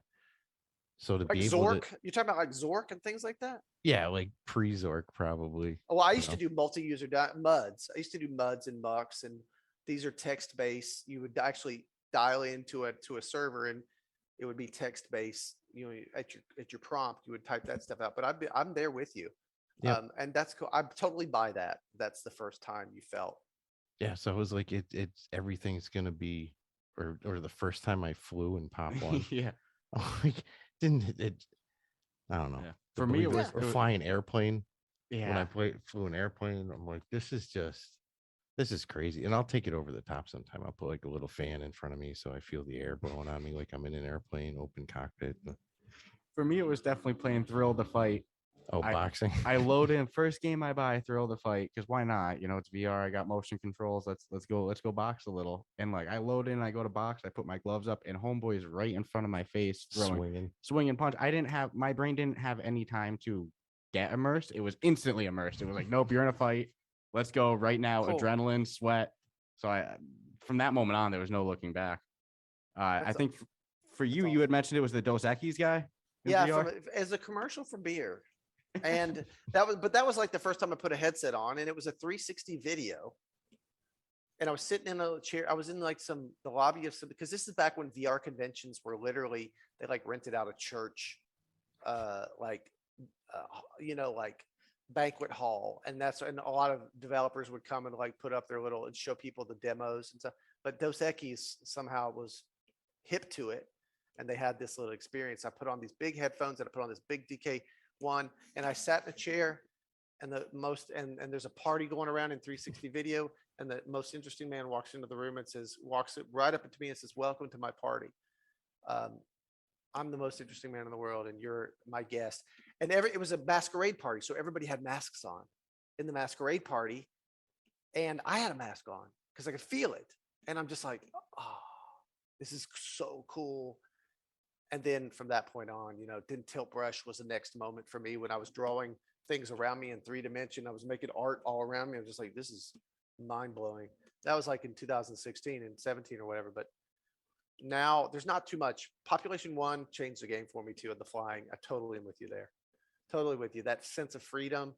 That's just to me, that's the best part of the game. Jumping out in the beginning, jumping out of that pod and talking to your brother, like, where are we going to land? And how about cemetery? Oh no, how about, no, there's too many people at cemetery. Let's move over. It's like, it's so fun. It's just like, it's exhilarating.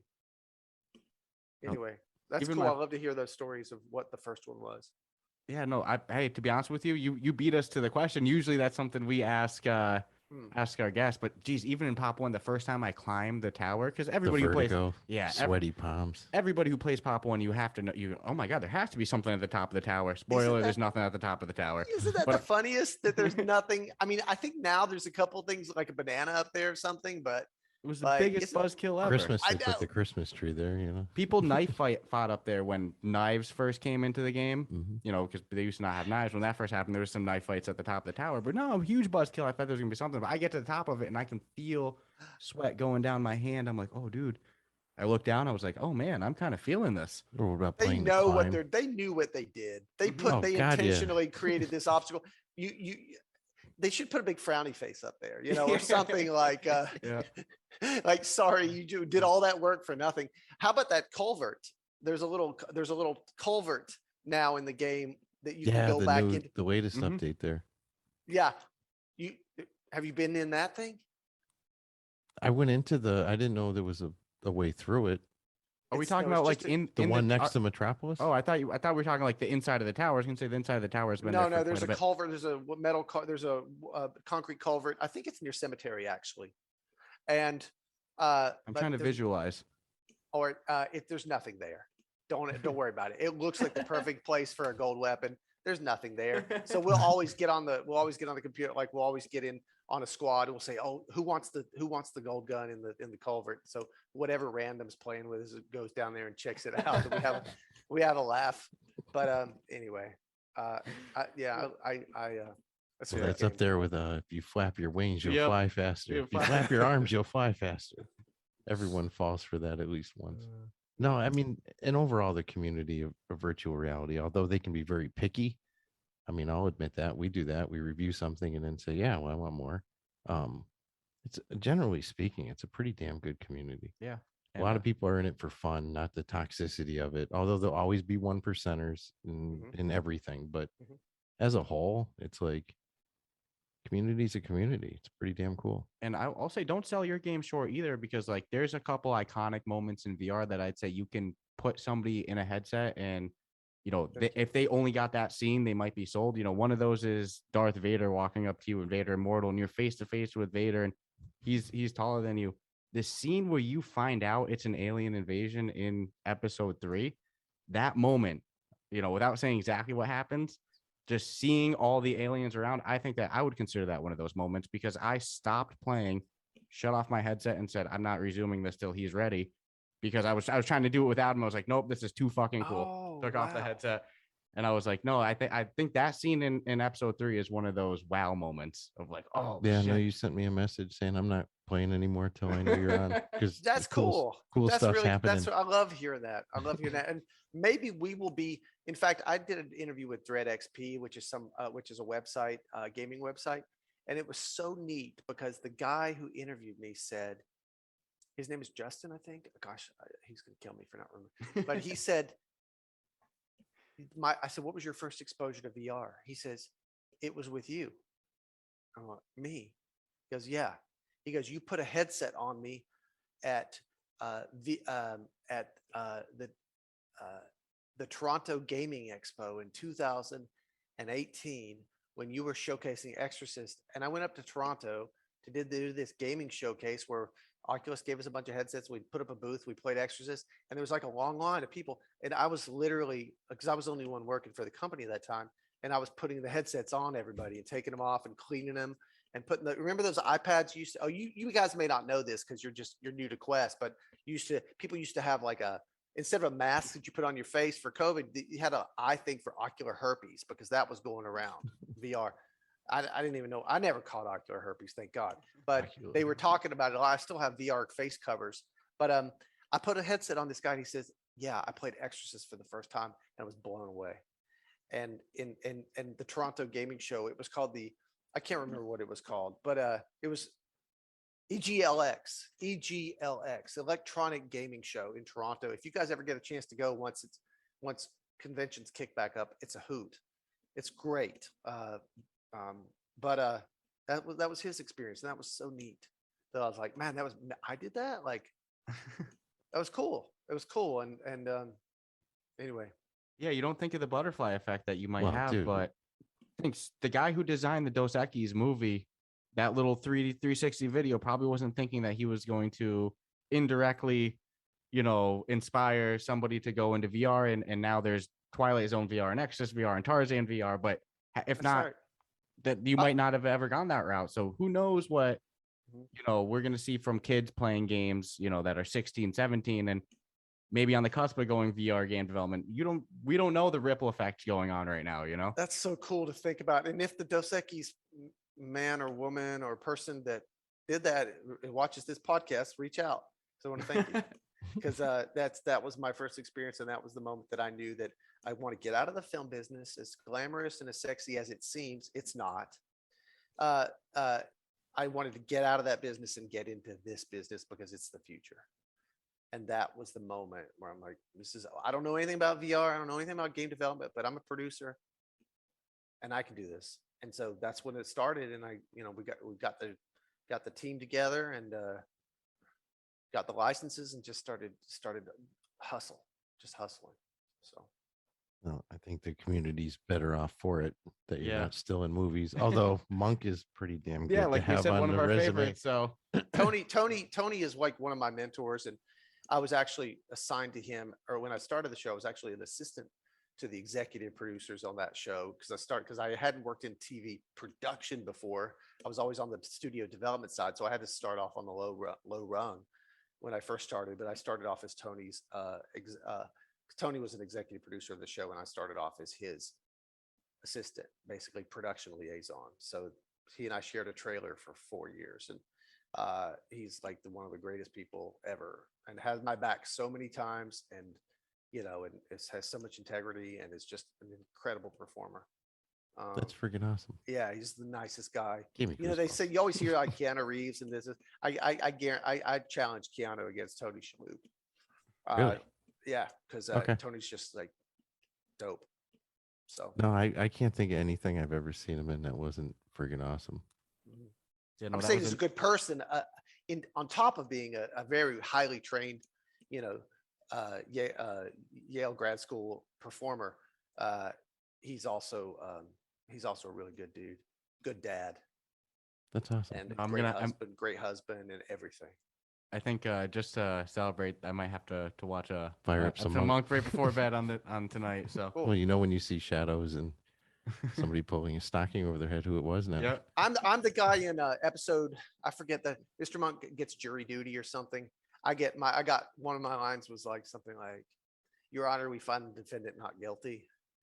That was my big like joke of a line. Like I stood up. So if you watch that one, you'll see me in the I think that was my only speaking line I had in the season. Anyway. the plot line sounds familiar. Like I feel like I might have seen that one. Yeah, I saw you looking up. I was like, You might be figuring that one out. Yeah. Nonetheless, though, but so Doug, this was a blast. We got to have Douglas back on. Yeah. again. Well, let's be real. I don't think that this is the end of Fun Train. Whether it's more mini-sodes, whether We have it's the something next... big coming. And I know that this sounds super hypey and super like, you know what I mean? It sounds like I've got something big. I can't tell you, but truly we have something that I'm really excited about. We have like a couple games in that were in pre-development. We get up and running. We see, are they going to make a real game? But this one title we're going after, this one license, Like it's going to be incredible. I don't know how we're going to make it, but I know that it's my dream, and if we get it, then we'll definitely have something to talk about in the future. If not, you won't hear from me. I'll just like fade away. I'll fade away. But I don't think there's that's more happening. Twilight Zone coming. There's more Exorcist coming. And then we have a big thing out there that I'm on the hustle. All right. As soon as you make that announcement, we got to make sure we can get you back on ASAP then. Whenever you want to come back on, we got a spot for you. Yeah. Sure. Anytime you're available, for sure. Because I know it's late, but I'm in my head. I'm like, man, I could just keep talking. Yeah, easy. Yeah, okay. Yeah, of course. Yeah, I have a tendency to go on and on and on. And on. It makes our life easy. You know, I'll definitely say that. And we have the same problem. That's how we ended up starting a podcast about VR. Pretty much. And I think we'll have to exchange some friend code, because that's the system Pop One uses for people who don't play. But yeah, just invite people. You have the friend numbers? code. Yeah, I'll send you whatever mine is. It's an interesting system. Yeah, what the heck? Yeah, like I never even know. I don't know if mine they changes. Can do better. Yeah, they can do better. They can do better with that. But I like that you can. I like you can fist bump the friend. Yeah, somebody knuckle up. Yeah, I box people in the lobby sometimes. So my friends list is just literally like 250 people I was just boxing with. Are you the guys that just start shooting everything No, indiscriminately in the lobby? No, okay, good. Well, I'll ask people if they want the hands, maybe, but I don't unload. Okay, good. I'm the guy standing over in the corner waiting for the countdown to start. That's what I do. Yeah, you play with the jump pads now. Yep. I just run to a jump pad and fly in the air and just successfully hit them all or whatever. Okay, guys. That's it. We'll Happy throw Friday. your Yeah, no, you too, but we'll throw your Discord link in the show notes in the episode description. But real quick, do you want to plug your social media, Fun Train social media, anything like that? If any of the listeners want to, stay tuned and follow along for new updates. Sure. Okay. Thanks. That's nice. Well, we're Fun Train, and our Twitter is Fun Train VR. Our Facebook is Fun Train VR. Our Instagram is Fun Train VR. Our Discord is a bunch of random letters and numbers. Yeah, I'll throw that link in the show notes. Yeah. And the Exorcist Legion VR is for sale on Quest and PC, and it's a cross-buy on the Oculus platform. And Tarzan is a cross-buy on both Rift and PC and PlayStation. Exorcist on PlayStation, and Twilight Zone is on brand new to Oculus Quest. Oh gosh, can I just close by thing? We're part of a brand new pilot program that Oculus is running called immersive layering on the store pages. There's only about 4 games on the platform that have this. Put it on the headset and go look at our store page. You can only see, and look at Exorcist too, because we just published that about 6 hours ago. Go look at our store page. That's all I'm going to say. Okay. In the headset. In the headset. Okay. That's exciting. Oculus in the headset. Go look at the details. You know how you can look at the thing and it pulls up the video and just go look.